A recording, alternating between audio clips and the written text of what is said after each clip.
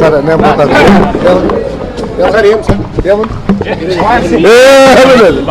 ఇప్పుడు మా ప్రాణాల పైన వ్యాపారం చేయాలనేటువంటి దృక్పథము ఇవాళ టీవీల్లో కనపడుతుంది. మోస్ట్ దురదృష్టకరమైనది ఏమిటంటే 24 గంటలు టీవీలు పనిచేస్తున్నాయి.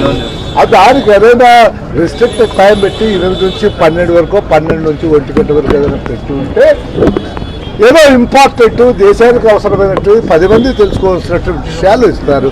ఏమీ ఎలా మొగుడు కొట్లాడినంటే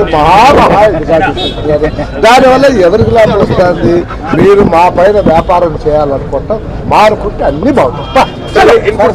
విషయంలో చంద్రబాబు అన్ని డ్రామాలు ఆడతారని పిసిసి అధ్యక్షుడు కామెంట్ చేశారు. ఆయన చాలా గొప్పవాడు. ఇది ఆయన మహామేధావి. ఆయన ఇందాక ఎవరు అడుగుతూ చెప్పి ఆయన ఒక మహామేధావి, ఆర్థిక శాస్త్రవేత్త, సూపర్ ఇంజనీరు. కాబట్టి ఆయన ఏ సబ్జెక్ట్ నుంచి అయినా మాట్లాడగలడు. మా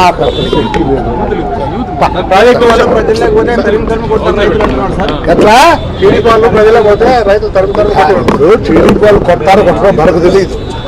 ఇప్పుడు కొట్టించుకున్నాడు వాడు, తరిమి కాంగ్రెస్ కొట్టించుకుంది. నువ్వు ఎప్పుడు కొట్టి సచ్చేది?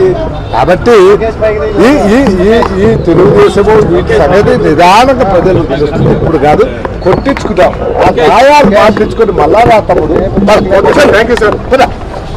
కొట్టించుకున్నారు.